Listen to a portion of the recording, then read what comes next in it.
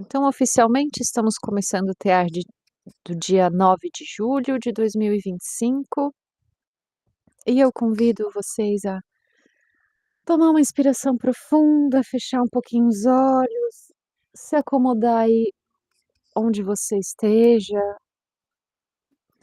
gira um pouquinho os ombros, mexe um pouco o pescoço, para você se acomodar numa postura de oração, contemplação. Só alguns minutinhos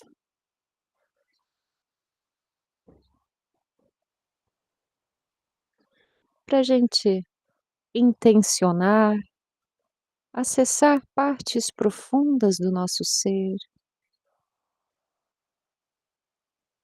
convidando para que elas se aproximem com muita delicadeza,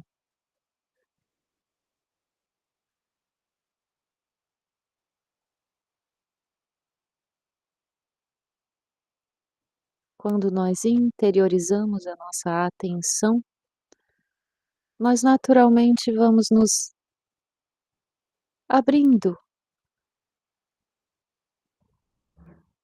para outros acessos,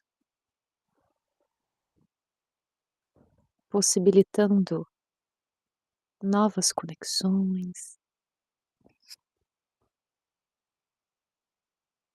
e vamos entrando em contato com o essencial.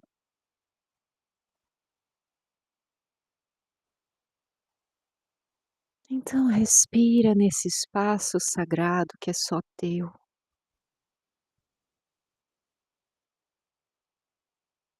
E quando fazemos isso em grupo, isso ganha uma dimensão especial,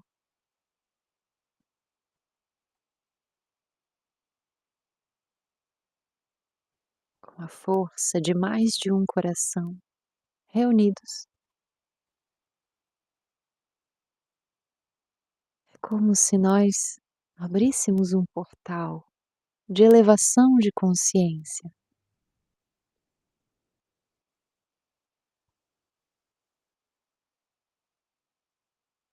Então, neste espaço, eu farei uma pequena oração que diz assim: que meu corpo permaneça à escuta dos ensinamentos de minha alma, que minha alma permaneça à escuta dos ensinamentos de minha consciência, que minha consciência permaneça à escuta do Espírito Santo, que o mundo da pulsão se submeta ao mundo da alma, da psique, que a psique seja iluminada, apaziguada pelo Espírito, que este Espírito permaneça em comunhão com a fonte de tudo que vive e respira.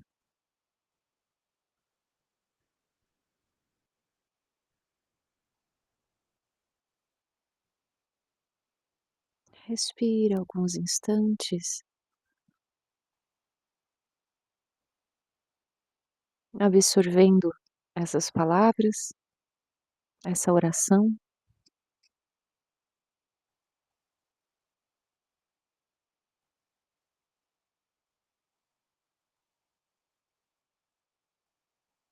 e assim, conscientes da presença dos nossos mentores,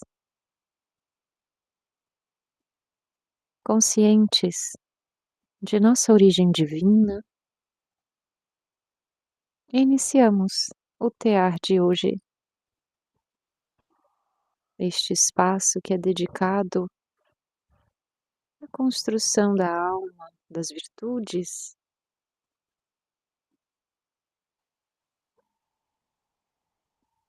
Vai voltando, respirando.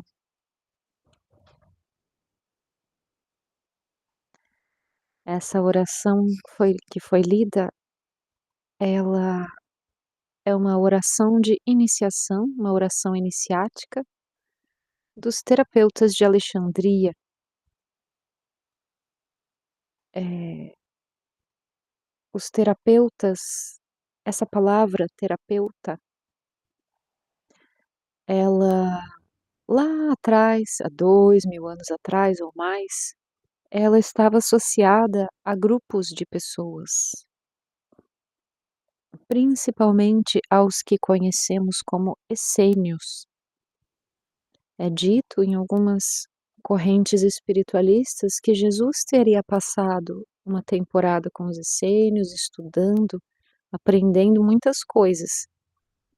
E dos relatos tem-se poucos registros de quem seriam essênios, de quem seriam essas pessoas, mas a gente tem um livro, eh, escrito por Filon de Alexandria, em que ele registra isso, algumas notas sobre como esse povo vivia, e eles viviam como, digamos assim, como uma comunidade monástica, vivendo de agricultura, vivendo uma vida muito frugal, totalmente devotada, dedicada a ao crescimento coletivo, à devoção e à cura deles mesmos e também da comunidade.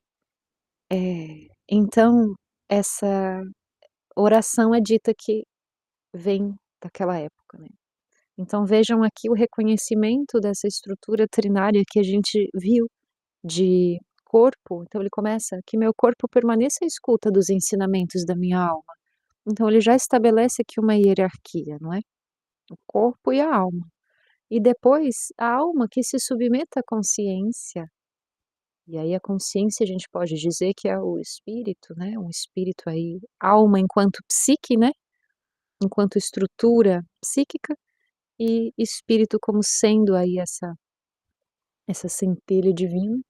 E ainda ele diz: "E que minha consciência, que meu espírito permaneça à escuta do Espírito Santo", ou seja, da própria emanação divina, né. Então, ele nessa oração ele coloca justamente essa estrutura hierárquica de comando, vamos dizer assim, da vontade na criação. Eh, eu trouxe essa oração, porque hoje a gente vai começar a estudar um assunto que é muito querido a mim, que é a alquimia, e a alquimia é também uma escola iniciática, né. Hoje em dia se perdeu um pouco dessa, na verdade não, se perdeu na vertente na maior parte das escolas, mas existem muitas, eh, escolas de conhecimento que são iniciáticas, o próprio Reiki, né, é uma escola iniciática de conhecimento. Afinal de contas, você não pode, aplicar o Reiki, você não pode ensinar o Reiki se você não é um iniciado. E a alquimia, o ioga, tem uma série de escolas que tradicionalmente e por motivos energéticos são iniciáticas, envolvem rituais, cerimoniais e tudo mais. Não apenas como uma demarcação, sabe, aquela coisa assim que falam pra gente ou que a gente mesmo repete pra nós: "Ah, eu comemoro o aniversário porque é um importante rito de passagem, então eu faço algo para demarcar bem", né. Ou quando a como é na adolescência que se tem ainda esse hábito da festa dos 15 anos, era a marcação de um rito de passagem, né, da menina para a moça, como se tem vivo ainda em muitas comunidades indígenas, por exemplo, né. Aí os molequinho é impressionante daí olhar os ritos deles, né, porque assim, o último que eu vi de documentário, molequinho pequeno, os meninos de 10 anos de idade, 9, eles tinham que demonstrar que eles tinham a coragem digna de um guerreiro que estava se formando, e eles precisam arranhar com o dente de um peixe toda a pele e formar ranhuras para elas cicatrizarem e ficarem desenhadas, então fica como um padrão, como muitos pintam, mas não, o padrão deles fica como um queloide. E isso é uma demarcação ali de um rito de passagem já para maioridade, para maturidade do menino, né. Mas, as iniciações não são apenas, assim, cerimoniais para atingir a nossa psique, para ela entender que algo está sendo transformado. Existe também uma transmissão energética, e isso no Reiki fica muito claro de perceber, né. Então no ioga também por exemplo, a Kriya Yoga é uma linha de ioga iniciática, também. Mas na alquimia aqui, eu não fui iniciada em nenhuma escola alquímica, mas eu sou curiosa, então eu de fora aqui, eu estudo o que chega até mim, e e a alquimia, como a gente mencionou um pouquinho na semana passada, acho que a gente chegou a mencionar. Quando a gente pensa na palavra alquimia, o que que vem à cabeça? Conversem comigo. Livremente, assim, ó, o que vier, por mais infantil que seja, Uhum. pode me falar. Pense em mistura, poções e Isso, é isso. isso. O microfone tá fechado, Eliette. Transformação. Transformação. É, então, a gente pensa no laboratório do mago Merlin, assim, uma coisa, né, cheia de fumaça e cores e frasquinhos e mudanças, né, explosões, né. Pois é. A alquimia aqui, antes de começar a falar dela especificamente, por que que a gente vai trabalhar a alquimia agora? A gente vem construindo algumas, eh, a gente vem construindo o nosso pensamento desde lá do início, com o olhar, com o idioma materno.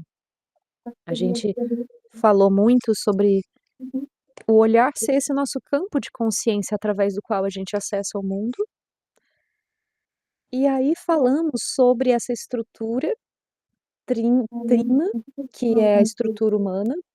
Eu vou fechar o teu microfone, Cris, porque tá me dando retorno aqui. Obrigada. Essa estrutura trina humana de corpo, psique e espírito, falamos disso, e depois começamos a falar sobre o encontro com o divino. Esse tema, ele é delicado e, assim, bem abertamente eu falo para vocês que do ano passado para cá, eu já mudei a forma de abordar e para o ano que vem eu vou mudar de novo, porque eu não sei se eu estou atingindo os meus objetivos ao falar do encontro nesse momento, mas o que eu gostaria de deixar registrado, que é importante construir nessa linha que a gente está caminhando, é que encontros, eles são encontros de muitas naturezas diferentes. Às vezes a gente está no banho, tomando banho e tem uma ideia e pensa assim: "Nossa, mas aquele problema que eu tenho para resolver, eu acho que eu posso ligar para tal pessoa, porque tal pessoa tem expertise e ela pode me ajudar e não sei o que Meu Deus, eu não tinha pensado nisso, vai ser a solução dos meus problemas". Pronto, teve uma ideia genial, brilhante. Ou uma ideia de um projeto novo, ou qualquer coisa assim. Isso é uma revelação, isso é um encontro de algum tipo. Você encontrou ali uma coisa nova, você está construindo, né. Ao mesmo tempo que durante a meditação, se você tem uma experiência sublime de, sabe, contatar um local de amor, de paz, de alegria, de gratidão, de reverência, de qualquer coisa que seja, isso também é um encontro. Às vezes a gente não sabe definir com o quê, mas é um encontro. E ali nos poemas, eu me embasei foi em Kabir para trazer esse tópico do encontro, porque ele fala muito, e não só ele, todos os poetas místicos usam essa palavra para descrever um certo estado de realização em Deus. E minha tentativa foi de maleabilizar essa definição tão rígida que a gente tem do que é realização em Deus, do que é o encontro com o divino. Porque da maneira como a gente estuda, parece que é um negócio inalcançável, que só o que a gente chama de mestre ascensionado é que consegue ter um encontro com o divino digno de um livro. E eu sou contra essa ideia. Eu acredito que todos nós, todas nós, todo mundo mesmo, tem condição de ter experiências tão puras de contato com Deus, de comunicação com seres e tudo mais, eh, e que é acessível para nós e que chega até nós através dessa arte, né, que é a poesia, que ficou aí imortalizada, graças a Deus, tanto na literatura, como, por exemplo, o Cântico dos Cânticos na Bíblia, que é um cântico super antigo, que está lá, os odes, as canções a esse Deus amado, assim, né. E fala assim, ou fala com saudade de um encontro que gostaria de ter, ou fala de como é bom estar nesse encontro, né. Então, em geral, as poesias falam assim, as músicas hoje em dia também, né, qualquer música de romance, de amor é assim, ou você tá com saudade, ou você tá amando muito, ou você tá sofrendo com a dor da perda, né, é assim, em geral, são emoções muito fortes. Hã, eu vou perguntar para vocês 2. Eu já tinha perguntado aí, né, eu acho que faz uns 2 encontros, mas eu ainda não tô satisfeita. Como é que passou por vocês essa história do encontro aí, hein? Lá com o Fantasma da Ópera a gente introduziu isso, com a primeira cena, a mãozinha ali da Christine com a mãozinha do Eric, já é ali uma coisa, né. Então, só para me acalentar o coração, o que que vocês têm para dizer para mim sobre esse tema? Como é que passou por vocês e o que que deixou de registro?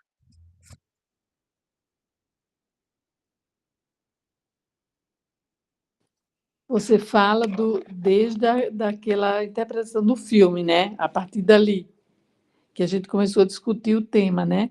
Eu achei que era realmente essa busca do eu interior, a busca da espiritualidade, como que a gente ia encontrar esse equilíbrio, mais ou menos, da gente, né? Aí vem a história, o que é importante para mim agora? O que aconteceu no filme? Ela optou pela segurança, pela estabilidade.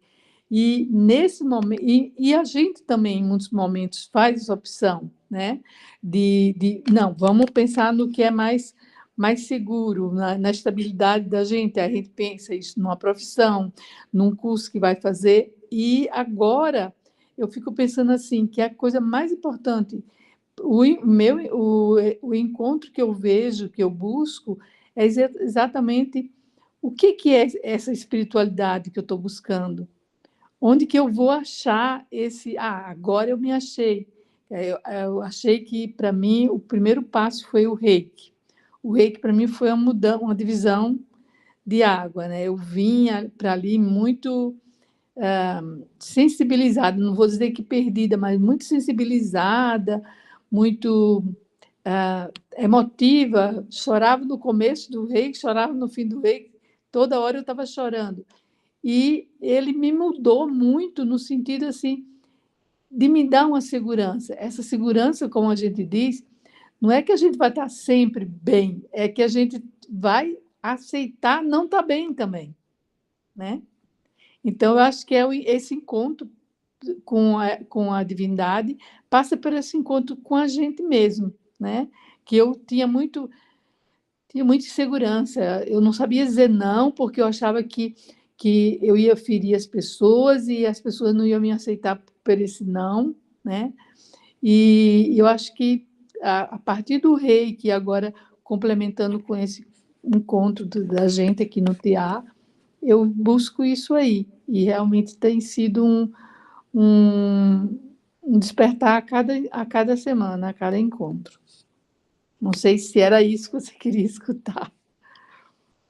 Mais ou menos. Eu não tinha expectativa sobre o que eu iria escutar, eu só me fiquei aberta aqui. Mas que lindo, que lindo. Quando a gente está buscando, é porque a gente eu interpreto isso como um sinal de vida. É como uma plantinha que está ali buscando luz, é como o animalzinho que está buscando, sabe, nutrição, é como a criança que está buscando uma coisa nova para aprontar, sabe. Eu acredito que as buscas elas são alimento, tanto que Kabir em um dos seus poemas, ele fala sobre essa busca, e ele começa dizendo, né: "Amigo, busca enquanto vives, não espera a morte para encontrar". E ele encerra falando assim: é o espírito da busca que liberta, desse espírito sou escravo". Então Kabir ele coloca assim pra gente, né, como essa busca ela é importante. Então é isso, maravilha, Eliette, eu fiquei feliz de te ouvir. Saúde. Choque térmico, a coberta, o aquecedor ali, quando é que dá uns espirros mesmo. Eu troquei de ambiente, não sei se vocês viram. A Lavínia e o Marco estão jogando ali na sala, E daí estava fazendo muito barulho. Então, esses encontros, eles acontecem para mim desde muito cedo, assim, desde que eu era criança, assim. Então, né, quando eu era criança, eu tinha, né, eu via coisas dentro de casa. Infelizmente, não, como meu pai é alcoólatra, né? E na época ele bebia muito, então quem eu via dentro de casa eram os companheiros dele, né? Então me assustavam muito. E isso me bloqueou muito, né? Eu acabei me bloqueando, né, como médium durante a vida, porque eu pedi tanto para não ver mais que eu realmente não vi mais, né? E daí, na pandemia, foi quando, né, todo mundo se fechou. A Lavine tinha 3 aninhos só, e, e o meu irmão mais velho, a gente conversava online todo dia. Ele assim: eu estou fazendo curso no Centro Espírita, eu estou no livro dos médiuns. Ele assim, não queres fazer comigo? Eu disse: não, mas eu ainda não fiz o livro dos espíritos, né? Eu já li ele e tal, né? Mas eu não fiz o estudo dele, né? E ele já estava na metade do livro dos médiuns, que ele fazia presencial lá na casa espírita dele. Ele disse: não, mas eu vou falar lá com o pessoal, porque como tu, né, tu já frequenta o centro espírita há tempo e tal, de repente eles deixam. Daí estou com eles até hoje, né? Desde da pandemia, é esse grupo que eu estou junto. E ali começou assim, disse: não, agora a minha busca pelo encontro, que eu já tinha uma certeza. Eu ia no centro espírita, eu já tinha, assim, só que eu disse: não, eu tenho que buscar isso, porque ele está aqui, mas se eu não for atrás, parece que vai pelo ralo, assim, sabe? Como se eu tivesse algum chamado e eu simplesmente ignorasse as chamadas, assim. E foi aí que começou. Daí, em seguida, assim, aí, durante a pandemia ainda, eu comecei o curso de Reiki. Eu lembro, no Reiki 1 a gente ainda usava máscara, lá com a Michele. E daí também já foi um outro encontro. Eu também, como Eliette, eu chorava até hoje, quando eu vou participar de alguma iniciação de alguém, eu choro junto, assim. É como se fosse minha de novo, assim, né? E isso, né? Cada nível, ainda não sou mestre de Reiki, ainda não ouvi esse chamado ainda também, porque eu sei que na hora que eu ouvir, eu também vou ter que passar para frente. Talvez eu não esteja preparada para ser uma professora, uma mestra, né? Então, por enquanto, sou mestra de mim mesma, sou uma buscadora de conhecimento. E com a Lavine sendo reikiana também, daí também já é um outro encontro, assim. Parece que são essas coisas para reforçar a minha fé e dizer: ah, não, tá nesse caminho, tá certo, vai buscar conhecimento, vai estudar. Quando tu colocaste né, no grupo lá da meditação, que raramente eu participo, eu vejo às vezes depois, né, online, mas no sábado é bem difícil para mim, porque é o nosso café da manhã de 3 horas, geralmente junto. E daí também foi um outro chamado. Eu disse: não, vou participar desse curso. Então, assim, são esses chamados que viram encontros para mim. Falei, falei, falei. É isso. Que lindo, Cris. Eu acho muito lindo, acho bonito mesmo. Eu admiro quando vem uma pessoa assim como o relato que você deu, né, seu agora, de que já desde muito cedo já tem um acesso ao que é espiritual de forma muito explícita, de forma muito clara e que cresce assim com isso, naturalizado. Eu acho lindo, fico admirada. Isso que legal, né? Mas cada um tem um caminho. E acho bonito também tu ver as possibilidades que chegam até ti como esses encontros, né? São convites mesmo, eu também interpreto assim, acho bem lindo. Às vezes é uma amizade nova que chega, e aí hoje em dia daí depois quando você vai reconhecendo isso e aí de uma forma muito carinhosa, né, pelo menos eu interpreto assim, é de que isso tudo vai sendo orquestrado, a gente vai sendo cuidada, né, pelos nossos amparadores, e isso vai sendo guiado, assim, com muita amorosidade, com muita paciência. E quando hoje em dia, depois de tantas vezes acontecer coisas boas, aí você já tem certeza, né. Aí quando chega uma coisa nova, você já percebe: "Olha, aqui tem oportunidade de crescimento". Então é muito legal, assim, porque daí a gente se sente zelada também, né, sabendo de onde vem esse impulso, né, de onde vem esse convite. Eu acho que isso é importante também. Mas que legal, achei importante esses relatos de vocês. Que bom que eu abri esse espaço para vocês falarem. Agradeço. Então, uma outra forma que a gente pode ver esse esse conceito, essa ideia tão abstrata que é o encontro, a gente pode pensar nessa própria estrutura nossa. E o yoga mesmo afirma isso, né, o yoga significa união, a unificação de nós mesmos, de todas as nossas partes, unificação de corpo e psique, unificação de psique e espírito, unificação de vontade e ação, se tornar um ser íntegro. O meu iniciador da Kriya Yoga, ele fala assim que em um estado de meditação profunda, claro, daí a Kriya Yoga, qual que é o argumento de venda, vou falar bem assim, o argumento de venda da Kriya Yoga é que o encontro, né, o encontro perfeito, você realiza no ambiente da meditação, em que lá todas as suas estruturas estão em uníssono.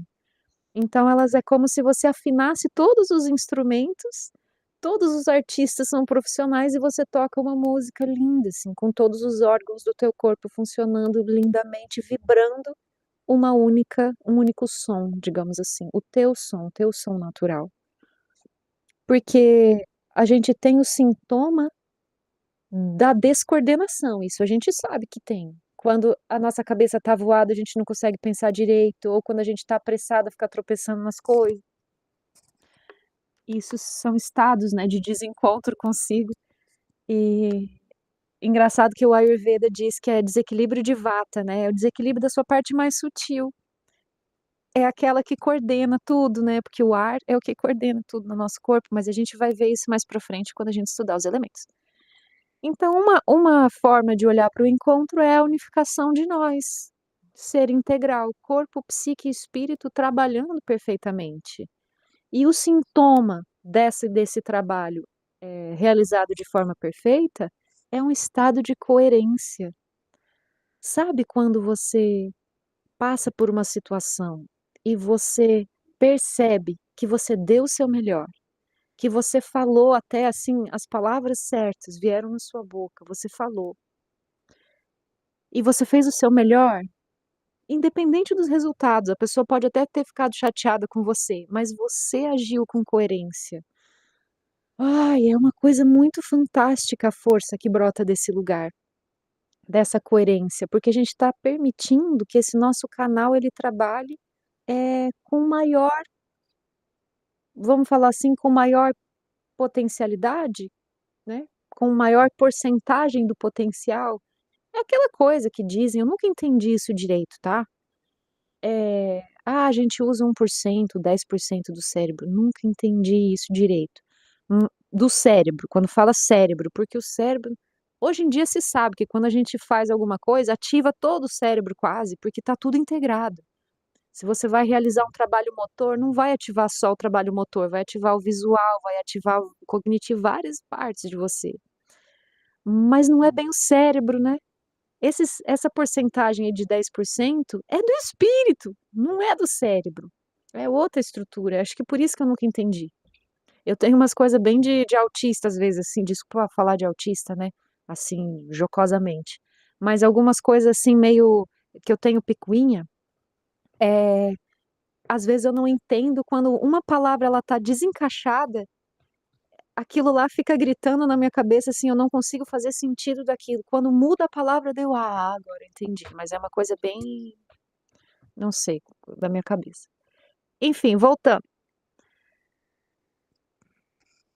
Uma forma de olhar para esse encontro é unificando todas as nossas partes, todas as nossas dimensões de consciência. A gente pode pensar assim, a gente está operando, eh, como um ser multidimensional. E isso é uma realidade que quanto mais a gente sentir familiaridade e sentir de fato que a gente navega dimensões, isso vai ficando mais fácil de navegar, porque a gente conhece os caminhos. Então, por isso eu trouxe essa oração hoje que o Jean-Yves traz lá dos terapeutas, porque ele coloca o corpo, ele obedece a uma estrutura, que obedece a outra, e que eu rogo a Deus que obedeça ao Espírito Santo, né. Então, mas na verdade, assim, obediência seria essa confluência, essa coerência. Então, tendo o nosso corpo, trabalhado perfeitamente para perceber o mundo com nitidez, ter a nossa psique enriquecida com imagens, com arte, com conhecimento, para ela interpretar o que ela percebe no mundo. E esse canal aí, através do qual flui essa vontade do espírito, que ele seja aberto, né, para se manifestar através da psique do corpo. Então esse também seria um encontro, né, de si consigo, de eu com eu, para manifestar essa música ou esse som, que é esse som que está destinado a se manifestar através de você, digamos assim. A Lu Gamache, que é uma esotérica, né, uma estudiosa, uma filósofa, aqui do Brasil, e faz um trabalho muito lindo de divulgação dessas ciências esotéricas, do qual muita coisa veio para cá inspirar o tear também. Ela fala bem assim que o nosso a nossa existência primária, ela se descola lá da consciência unificada, e esse corpo essencial, esse corpo essência, ele tem uma série de desejos, uma série de vontades de realização.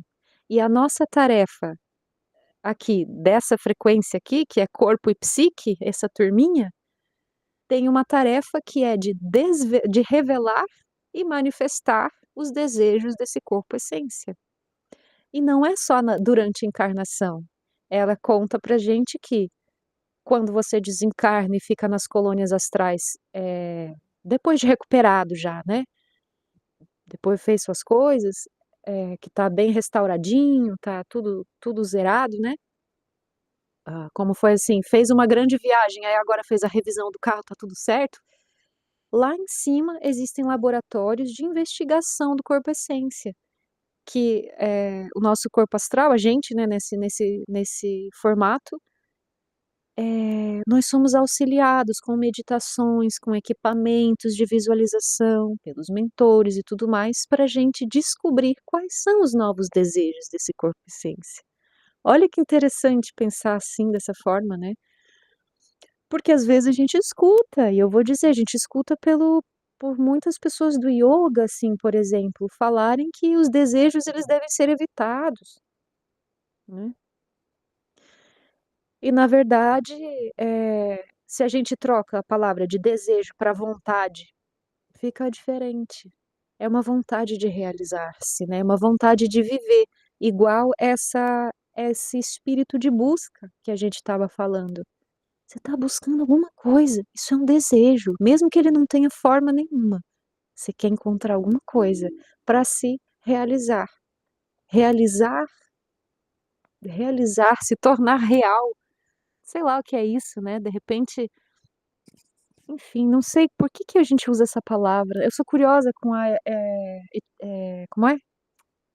Etimologia das palavras, assim, por que a gente usa essa palavra realizar-se, né, para descrever esse estado de plenitude, mas enfim, isso é coisa para a gente pensar.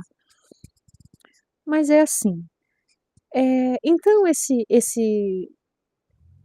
esse processo alquímico que eu vou introduzir hoje, processamento alquímico a nível de alma, ele é justamente o burilamento dessas estruturas, a lapidação dessas estruturas nossas, o treinamento, o enriquecimento para que a gente esteja límpida, cristalina, para receber nossas revelações. Então a gente vive, pode falar assim, numa Eu vou falar hoje 2 estados, a gente vai introduzir um terceiro muito em breve, mas em geral a gente vive em 2 estados, de revelação e de alquimia. Estados de revelação são muito curtinhos, muito breves, pontuais, mas eles têm uma lembrança duradoura e alimentam essa estrada alquímica que a gente percorre. E aí a alquimia, ela pode ser qualquer coisa. Tudo que a gente faz é alquímico, porque tudo entra em contato com a gente e transforma de alguma forma. O próprio sol bate na gente e transforma, muda de cor, a pele, provoca uma reorganização das moléculas, aí a gente tem mais vitamina D, não sei aonde, o osso fica mais duro. Meu Deus, é luz, transformou nosso corpo, né? É alquimia. A gente toma água. Caramba, comecei a tomar água, parece que a minha pele tá mais bonita. Sim, transformou sua pele, isso é alquimia, né? E aí eu tô usando os elementos puros, né? Fogo e água. E aí começam outras atividades. Por exemplo, tive um ressentimento com alguém, tenho uma memória, tenho uma experiência para digerir e processar. Isso também é alquímico. Isso também é um processamento que vai construir você. Não a nível de corpo físico, como o sol ou a água que você tomou e bebeu, mas enquanto corpo etérico, enquanto campo de consciência, enquanto olhar, porque isso é construído também. E aí, a Lugamashi fala o seguinte, e a gente vai ver lá na frente, tô dando spoiler aqui. É engraçado quando tem menos pessoas na sala, eu fico contando segredinhos pra frente, assim, não sei por que eu tenho esse hábito, é inconsciente. Revelando coisas lá da frente. Ela diz assim, a Lugamashi, que a gente vem para esse planeta é uma plataforma de construção de perispíritos, e que é necessário os elementos da natureza para a gente construir as virtudes, porque, de alguma forma, é um processo alquímico físico. São frequências que você vai estabilizando no seu campo e você precisa do substrato do planeta Terra para realizar esse processamento. Por isso, o conhecimento dos elementos é tão importante. Por isso, estar aqui é um processo tão competitivo. Pode falar, Eliette. Eu acho que a Flávia botou uma mensagem, eu acho que ela pode entrar agora, né? A Flávia, Flavinha,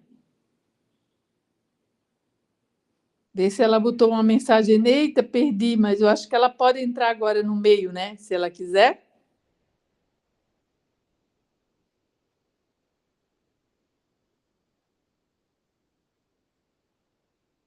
Tá sem som, Jéssica. Quer dizer, Dara. Tá, tudo bem. Você entendeu? Sim, se quiser alguma de vocês escrever lá, pode entrar se quiser, só para ela se sentir à vontade. Tá, eu vou escrever então. Tá bom, agradeço. É, tá, então, agora eu perdi o fio da meada. Desculpa. Não tem problema não. Mas então é isso é alquimia nesse sentido que a gente vai trabalhar a partir de agora.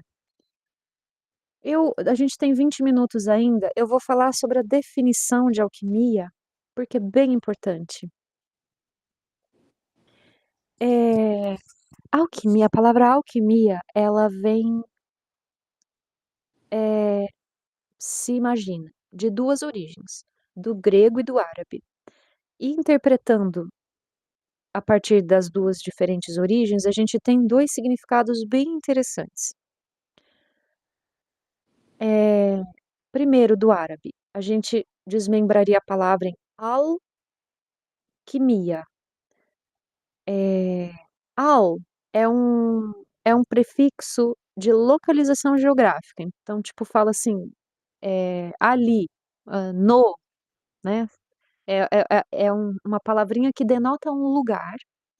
E quimia, kimi significa terra negra no árabe. E aí, assim, pensando em Oriente Médio e pensando em civilizações antigas, é muito bobo hoje em dia, e eu até, assim, me envergonho de um dia ter pensado assim, mas tudo bem, a gente aprende dessa forma, depois a gente vai amadurecendo. Antigamente, aquela região toda ali, Oriente Médio, ah, até chegar ali no norte da Índia, quando você sobe tem o Tibete, aí já chega na China, aí você volta para cá, você já pega ali Turquia, já tem a Grécia ali, o norte da África com o Egito, toda essa região, ela é muito próxima. Era o centro do mundo durante milhares de anos, foi essa região. E se tinham rotas mercantes muito bem estabelecidas, tanto por água quanto por terra, tanto que hoje se faz peregrinações, né, continuam assim, vivas, né. Então, todas essas civilizações, pensa a bagunça, isso tudo vivia, em certa troca, em certo regime de troca, de especiarias e de mercadorias, mas também de conhecimento. Então era muito comum que o Egito, que a Grécia, que a Índia, que a China recebesse intercambistas, digamos assim, para estudar em suas escolas. Oi, Flávia. Oi, desculpa. Tudo certo. Aí você pelo menos vem dar um cheiro em nós aí. Hoje está frio aqui. Pois é, tá de cachecolzinho. Tomando um chá. É, Bom, a gente está falando sobre alquimia hoje, começando, introduzindo. legal, Aham. legal. E aí eu tô falando que na época em que a alquimia era algo muito importante, era há milhares de anos, e que as civilizações todas ali entre o norte da África, sul da Europa, ou Europa toda, porque é tudo muito pequenininho ali, Oriente Médio, a a a península ali indiana, né, até chegar ali o norte da sul da China, todas essas regiões viviam muito integradas, trocando mercadorias e trocando conhecimento. Então, essa palavra, por que que eu estou falando tudo isso? Porque é difícil estabelecer uma origem determinada, tanto que a palavra que a gente vai olhar pela raiz árabe, mas a gente vai trazer o Egito na conversa, e a outra, palavra vem do grego, então porque estava tudo muito misturadinho. É igual a gente falar sobre assim: "Ah, onde surgiu a psicologia?". Nossa, muito difícil, né, porque tem muitas linhas de pensadores, tem muitas escolas, tem muitas universidades que fundaram, assim, linhas de pensamento muito semelhantes. Bom, ok, então falando sobre a palavra, né, do árabe alquimia, significa na terra negra. E, antigamente, quando o Egito era uma grande potência naquela época e um centro de conhecimento, talvez o mais importante, provavelmente sim, Egito e Índia se dividem, né, esse lugar. No passado, o Egito era conhecido como o local da Terra Negra, por conta do regime de marés do Nilo. Então, ele secava, aí ele aumentava. E lá onde ele aumentava, trazendo todos aqueles sedimentos e nutrindo toda aquela região ali, quando essa terra era exposta, ela era uma terra muito escura. Então era conhecido como o local da Terra Negra. Eh, e assim, uma terra negra a gente sabe, né, que é aquela terra que está bem adubada, que está bem rica, que está bem gorda, Fértil, né. Oi, fértil. Flávia. Fértil, Fértil. muito, muito fértil, exatamente. Eh, apesar de olha que interessante, né, não não se ter nada cultivado nela, né, a terra escura ela é o potencial puro, ela é o potencial de vida, capaz de desenvolver o que quer que caia sobre ela. Então aqui já vai começando a trazer significados, né, sobre onde que a alquimia quer chegar. E aqui, é claro, a gente está falando sobre coisas da terra, porque a gente se utiliza desses símbolos para olhar para as estruturas humanas, para o comportamento humano. Eh, então temos aí esse paralelo com a terra fértil, né, do alquimia vindo aí do universo árabe e egípcio.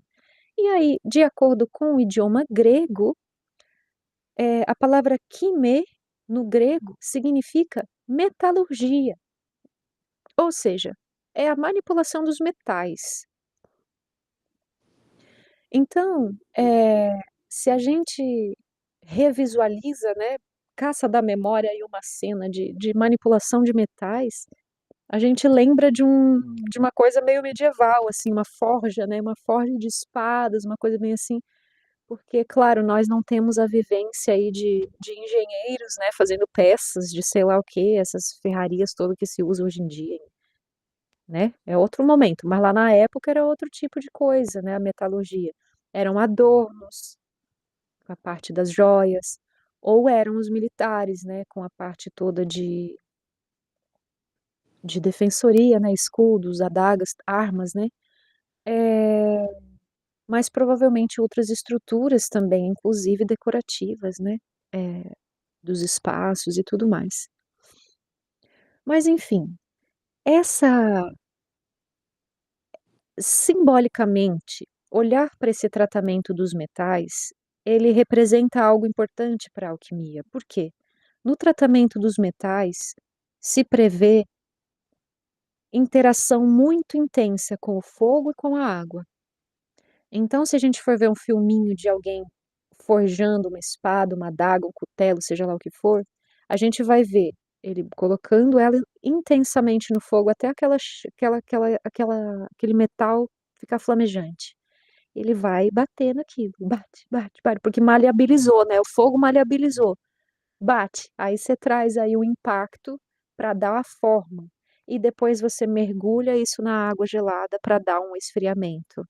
E aí você vai dando forma assim, sucessivamente. Choque frio, temperatura quente e cacetada. Então a alquimia aí, tá falando sobre processos drásticos de transformação. Eh, e como na semana passada até a Flávia que me auxiliou, né, você falou do ouro, então para os alquimistas, nos registros que se tem e até no que chega para nós hoje de imaginário, assim, de mitológico, os alquimistas estavam em busca do ouro filosofal, da pedra filosofal, do ouro alquímico, em transformar o chumbo em ouro, o metal mais denso, pesado, rude, que é o chumbo, no metal mais reluzente, perfeito e resistente, que é o ouro. Mas, toda essa linguagem alquímica exotérica, ou seja, que trabalha o mundo de fora, né, falando assim, por exemplo, você vai pegar um livro de alquimia antigo, vai ter lá uma receitinha, ou igual a gente vê feitiço de bruxa, assim, da Disney. Pegue um olho de sapo com um rabo de lagartixa e não sei o quê, e misture e vai explodir não sei o quê. Então, os alquimistas utilizavam uma linguagem, oculta para tratar dos processos de desenvolvimento humano. Então se tem conhecimento hoje em dia de que, fulano de tal escreveu um monte de receitas, mas eram todos códigos que estavam indicando outras coisas.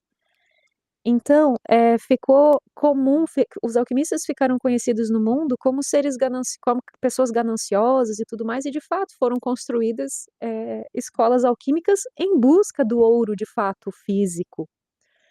Mas os alquimistas verdadeiros são esses que estão buscando o ouro do espírito, essa luminosidade do espírito. Porque o ouro, ele recorda, ele é uma representação do sol, e o sol é representação de Deus. Assim como a prata é representação da lua, e a lua é a representação da psique. Então, eu tô sem o meu livro aqui. Tem um livro bem legal, se quem se interessar mais por alquimia pode lê-lo. Eu vou trazer na próxima semana para eu mostrar. A capa dele são 2 bonequinhos, é um homenzinho e uma mulherzinha, uma dama, né, um cavalheiro e uma dama, e eles estão, assim, de mãozinha dada ou, sei lá, meio aproximados, e de um lado tem o sol e de um lado tem a lua. Eles representam o casamento perfeito, o casamento alquímico, espírito e alma unificados, masculino e feminino perfeitos e integrados a Deus. Então, o ouro alquímico é a busca desse encontro, de manifestar a total potencialidade do teu ser. E aí, para isso, o processo alquímico, a gente pode ver tanto como o próprio processo de autoconhecimento, que é aquela coisa, passei por uma situação assim, assim, assada, no trato com uma pessoa, fui rude, poxa, errei. Na próxima vez, poxa, eu tenho consciência disso, pô, a pessoa de novo me falou aquilo, mas dessa vez eu respondi diferente. Oh, tô transformando, isso é alquimia pura, você tá mudando o seu campo, né? Queria comentar um negócio, eu não estou achando que eu estou no celular, eu não estou achando a mãozinha para falar aqui. Pode falar com a boca então, Flávia, vamos lá. Não, para pedir a fala. Eu até fiz assim. Não, é porque assim, é uma questão do ouro, né? Porque eu fico sempre querendo assim, questionar as coisas, né? Filosofar um pouco, né? E eu sempre fico meio achando assim, por que que o ouro tem tanto valor, né? Por que que as coisas são colocadas? Aí você está colocando o ouro como um material nobre, realmente, né? E aí eu pensando assim, que você falou, né, dos alquimistas que eram mais gananciosos, né? E assim, tem muita briga, muita guerra por causa do ouro, né? Muita colonização, por exemplo, né? Os incas que tinham toda, aí quando você falou do ouro, do sol, né? Lembrando deles com essa coisa do sol, os maias também, né? Os astecas, todos eles, essas civilizações antigas, todas elas tinham o ouro como sendo uma coisa muito importante assim, mas parece que ela tinha uma coisa do sagrado, né? E aí tem os saqueadores, né, que chegavam. Então, por exemplo, outro dia eu ouvi uma mulher falando que é muito bom a gente ter ouro, que ouro no corpo, assim, ele protege a gente, né? E aí eu peguei e falei, eu vou usar um anel de ouro aqui, um anelzinho, porque eu não tenho muita coisa, mas eu resolvi usar. Eu nunca gostei assim muito, porque eu acho que é uma coisa meio. é, Hoje em dia também a gente tem uma coisa assim, o garimpo é uma coisa muito impactante ambientalmente falando, né? Então toda essa busca, né? Assim, por mais que a gente está falando aqui, você está falando o ouro mais espiritual, né? Assim, a iluminação, né? Essa coisa do ouro para mim é uma coisa meio, sabe? Fica meio incomodada por conta de por que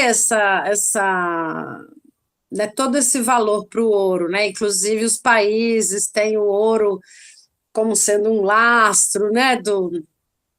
Então, assim, não sei, me veio essa coisa aí de pensar no ouro e de pensar que hoje em dia, você pensar que você comprar uma joia, você vai estar quase que financiando esse garimpo ilegal, que é uma coisa toda violenta, né? Eu não sei, é uma coisa fora um pouco da alquimia, mas que, né, que tem.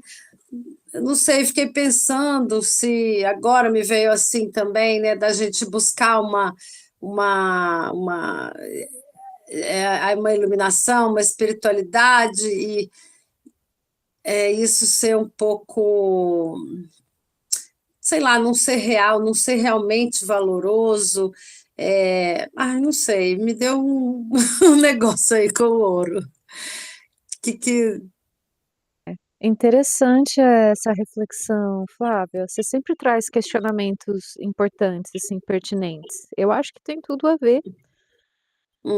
Eu até fiquei curiosa, assim, instigada até a pesquisar mais a história do ouro no nosso planeta, assim. Mas a única coisa que me veio na cabeça, e aí eu vou falar de uma percepção, porque acaba que eu procuro, assim, reduzir a coisa ao mais cru possível da percepção humana para tentar entender o que que é muito primário, assim. E o que que é muito primário na percepção humana? Tô falando de sentidos mesmo. O ouro, ele brilha muito. é, O ouro puro mesmo, ainda mais em maior quantidade, eu só tive a oportunidade de ver talvez em museu, porque, né, não nasci em família nem rica e nem de cigano e nem de ladrão, nem de nada, né, então assim, ou numa joalheria, quando você olha alguma coisa, né, aí você tem a noção do brilho que é o ouro, né, que ele tem. É, E aí pensando, hoje em dia a gente vive numa sociedade que tem placas de neon, então o brilho pra gente já não é é, uma novidade, né. é. Plásticos e tudo mais, luzes, postes. Mas pensando há milhares de anos atrás, Uhum. em que primeiro já se existia essa reverência ao sol, porque era ele que vinha salvar a vida, entendeu. À noite era É, muito perigoso, animais é. selvagens. Se eu aqui nessa casa, já que é no Campeche, gente, em Florianópolis, eu já passei um perrengue à noite com morcego, com gambá, com coisa arada. Imagina tigre, urso, sei lá o que mais, né, cobras. Uhum. Então, eu acredito que primeiro vem daí uma cosmovisão religiosa em relação ao sol, porque esses conhecimentos que a gente hoje tenta, que eu, pelo menos os que eu reúno aqui para trazer para vocês, eles têm registros muito antigos, milenares, mas se eles tiveram registros já milenares, eles são muito mais antigos. Então eram transmitidos oralmente pelos anciões, pelas pessoas de conhecimento das aldeias ou né, das escolas de conhecimento ali mesmo, pensando em Egito, né? Isso era transmitido. E claro que reverberava enquanto cultura, porque lá naquela época essas escolas eram fortes. Então reverberava como cultura mesmo. E aí então temos aí o sol como essa representação da divindade, e aí o ouro como um representante dessa luminosidade. E por isso associado dessa forma, dado, atribuído tanto valor. E nessa época, como eu disse, era escuro, era perigoso e não se tinha brilho, né? O que que brilhava mais nessa época? A luz do sol nas coisas, a luz do sol na água. Vidros e espelhos, eu não sei se eram tão comuns Não assim, eu acho que. existia. Pois Não é. existia. Lembra que até na época do São Francisco não existia vidro. É, Os copos eram sempre de metal, de estanho ou de cerâmica, né? Eu não opacos, sei né? qual que é a história do vidro também, mas eu sei que vidro é uma coisa meio atual, assim. Sei lá, vou até Então, procurar. imagina, se a gente traz esses reconhecimentos, né? A gente, depois, posso contar a sua história, Flávia, da história de Francisco com a fotografia? Posso contar para elas duas aqui? Claro, É porque a Flávia sei acompanhou a se- leitura do Irmão de Assis até o final. E lá pelo fim, tinha, eu acho que Frei Leão falando com Francisco. E aí, se eu não me engano, é isso. Se eu tiver errado, você me corrige, Flávia. Aí Frei Leão estava contemplando Francisco em um estado elevado, e aí ele disse assim: Nossa, Francisco, você parece que saiu de uma fotografia. Aí veio a Flávia, fotógrafa, e falou assim: Olha, eu acho que ele cometeu um erro histórico aqui, porque nessa época não tinha como existir fotografia. Então não tinha Existia como o Frei Leão retrato, ter falado né? para ele. O retrato pintado, a gente falava retrato. Aí depois a gente começou a falar em retrato como sendo sinônimo de fotografia, mas fotografia é a grafia da luz, né? Que, enfim, não sei, mas eu acho que não tinha mesmo, não. Então, né, foi uma de repente, a gente está assim, falando de Frei Inácio, mas de repente foi o tradutor, né, aí que traduziu fotografia ao invés de botar retrato. Mas enfim, compreender o contexto histórico das coisas é muito importante, né, então, hoje em dia o que a gente faz é tentar resgatar essa tradição de olhar para o que ainda existe, né. Afinal de contas, o sol está aqui com o seu brilho, o ouro está aqui com o seu brilho, e a gente pode estabelecer essas associações, né. Mas é isso. Vamos continuar a falar de alquimia ainda durante algum tempo. É um assunto, na verdade, são muitos assuntos, né, bem interessantes. Eu acho que vocês vão gostar. E a partir de agora vai ter mais ferramenta prática, assim. A gente elaborou muitas ideias aqui no TEAR, né? Mas vocês vão começar a ter ferramentas para projetar, né? Ferramentas de conceito para projetar nas próprias vidas e extrair ali outras reflexões.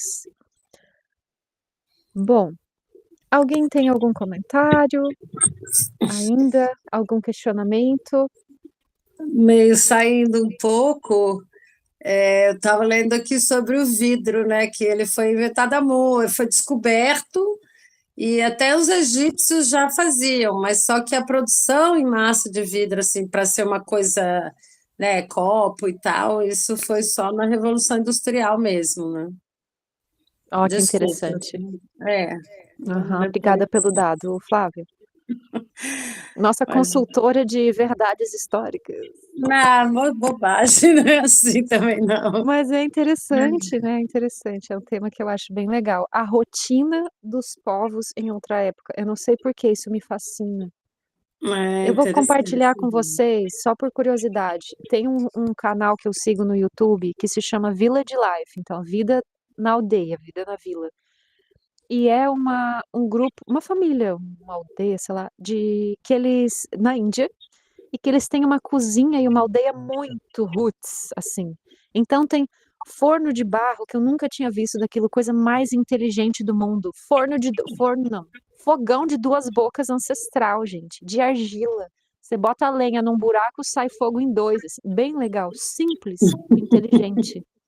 E aí o que elas fazem? Elas cozinham comidas típicas tradicionais da maneira como era feito. Então é assim, ou é fogo de chão mesmo, ou mostra eles colhendo. Ah, vai fazer coisa com coco, vai lá, o homem sobe na árvore, pega o coco, ela quebra o coco, rala o coco, com todos os instrumentos antigos assim. E não tem narração, não tem diálogo, não tem fala, então você só fica ouvindo o Ai, som quero das ver. coisas. É maravilhoso. Eu vou compartilhar com vocês, é bem legal. É o meu. Hoje em dia criaram um termo para falar coisa que você consome nas telas que te dá um conforto e um alívio. Eu esqueci da palavra, mas é isso para mim, sabe? Tem gente que bota vídeo de gato no Instagram. O meu é assistir esse povo fazendo comida, assim, me dá um conforto. Eu Ai, faço gente. leite de coco todo dia quase, mas eu uso liquidificador. Mas uso coco mesmo. Coisa linda, maravilha. Eu tô com um aqui para processar também, para fazer leite de coco. Bom, meninas, eu agradeço a presença de vocês hoje. Ai, só pra gente encerrar do jeito que a gente gosta, né? Fecha os teus olhos só um minutinho e te conecta com esse ser profundo, esse ser que busca, esse ser que anima a tua vida, a respiração da tua respiração. E agradece a experiência da vida, se você puder.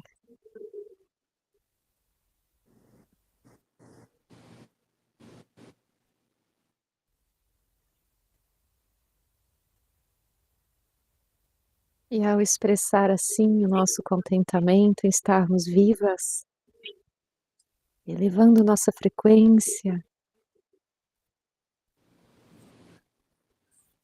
eu desejo uma boa noite a todas, que seja restaurativa, que amanhã seja um dia lindo, que o final de semana seja abençoado.